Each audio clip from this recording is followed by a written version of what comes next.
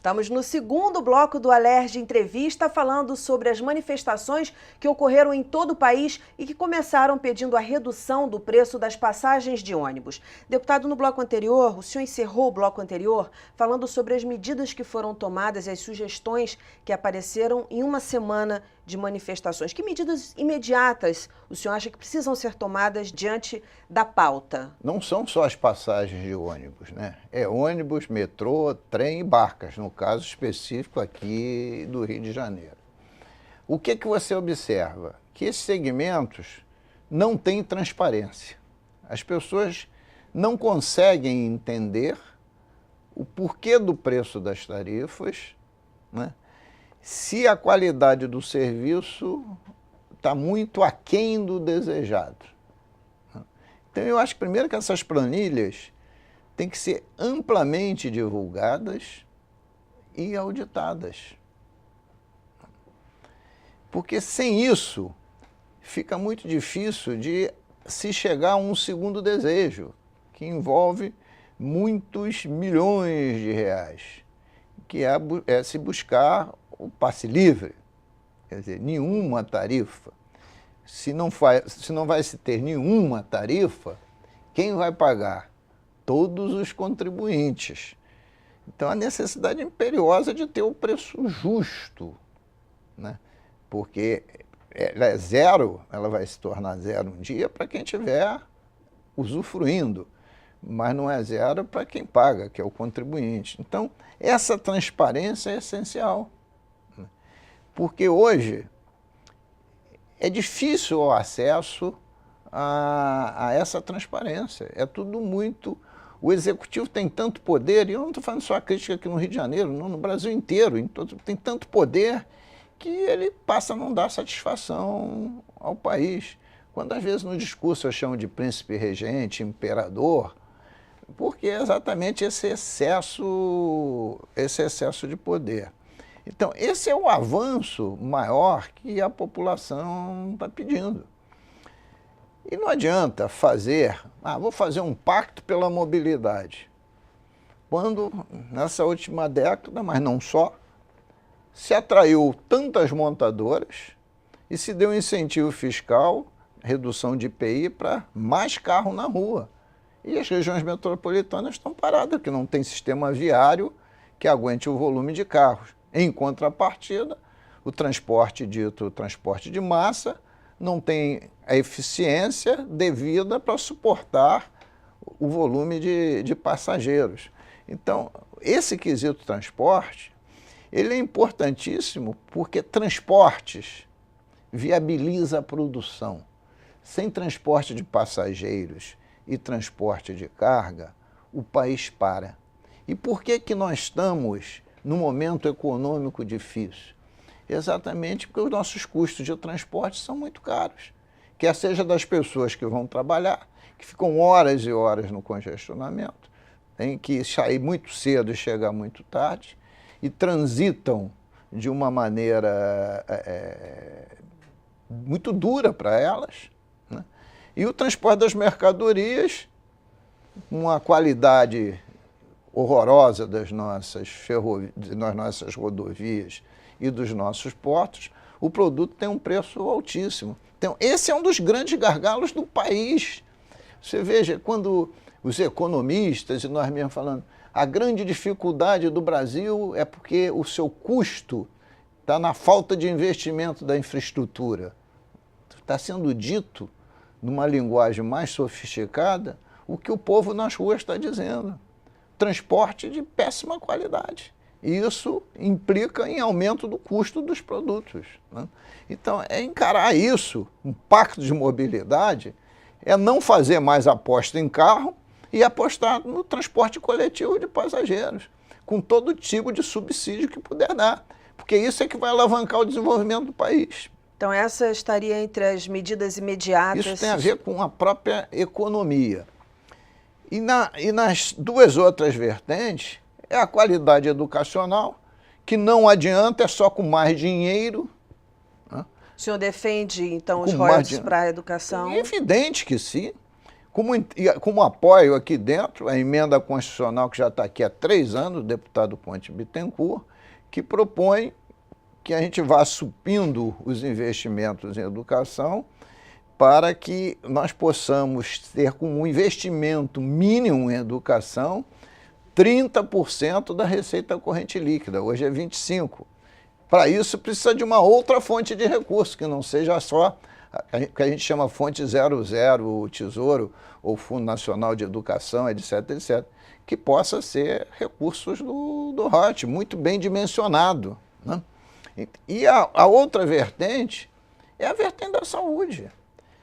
O SUS está beirando a falência, nós não vamos consertar o SUS só chamando médico cubano e português. Ele precisa de uma injeção de recursos e uma injeção de gestão. Até porque a alternativa ao SUS para alguns segmentos sociais de melhor poder aquisitivo são os planos de saúde, que estão fazendo um atendimento de péssima qualidade, tendo em vista que a própria agência reguladora já não cumpre a função que devia cumprir. Então, educação, saúde e transporte é o triângulo básico dessas manifestações. E é claro, combater a corrupção, fundamental, né? Porque se tiver menos corrupção, tem mais dinheiro para saúde, educação e transporte. E aí, para os que dizem o seguinte, mas o royalty é para evitar a depreciação das áreas, tem que ser investido em outros setores também, qual é a sua resposta? Olha só, 10% dos recursos do pré-sal no estado do Rio de Janeiro vão para o FECAM, que é o Fundo Ambiental. E 5% dos recursos dos royalties do pós-sal, como a gente chama, já vão para o FECAM. Já está equacionado na Constituição. É 100% dos recursos que já não estão equacionados. Uhum. E se você olhar o panorama dos investimentos dos royalties, quer seja aqui no estado não tanto, por quê? Porque o royalty APE aqui está cobrindo a folha de pensão e aposentados e pensionistas. Mas você vê nos municípios a quantidade de dinheiro que se gasta para shows artísticos, para obras eleitoreiras, uma salada de fruta imensa, de um investimento que não tem retorno para o futuro daquele município. Então, você cumpre os preceitos constitucionais. Quando você vai botar 75%, 25%, você está cumprindo os preceitos constitucionais também anteriores, né? É aquilo que não está nos preceitos constitucionais. E é evidente, não tem mais nada mais importante para esse país que seja educação e saúde. Até porque um povo que não tenha educação e saúde, ele não vai ter uma relação sadia com o meio ambiente. Agora, rapidamente, porque a gente está no finalzinho do programa.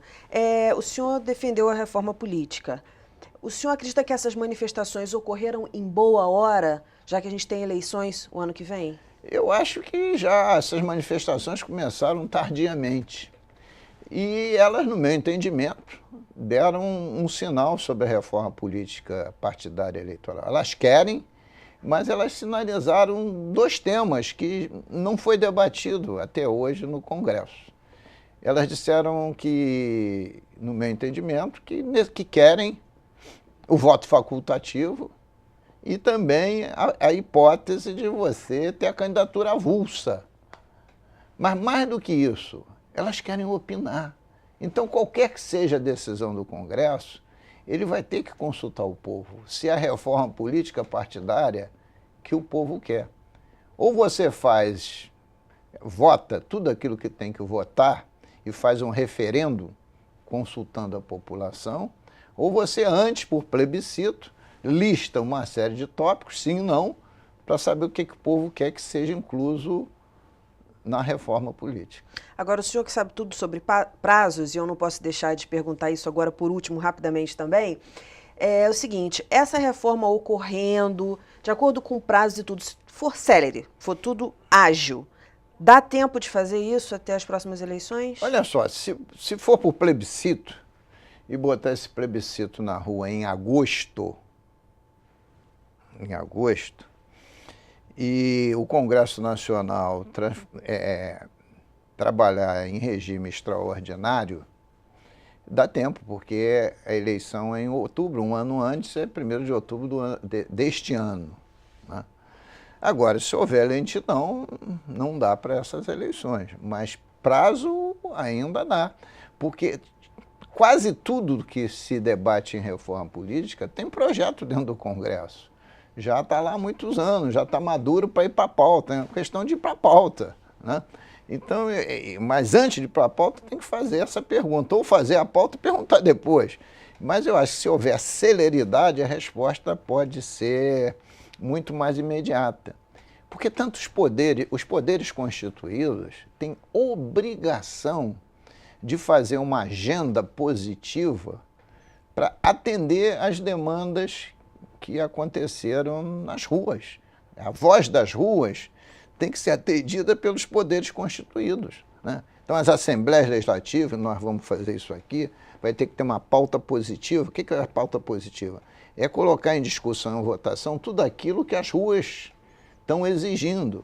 A Assembleia Legislativa, o Congresso Nacional, as câmaras de vereadores, os governadores, prefeito, presidente da República, todo mundo tem que puxar o barco para o mesmo lado, né, para que nós tenhamos um caminho, né, que essa nossa democracia representativa introduza nela alguns mecanismos da democracia direta, usando o meio digital, que é constantemente consultar a população sobre os caminhos e principalmente sobre os grandes investimentos. Ok, muito obrigada pelos esclarecimentos. O Alerj Entrevista fica por aqui. Se você quiser ver novamente esse programa, basta acessar o site www.tvalerj.tv. Até a próxima. TV Alerj, o canal do povo fluminense.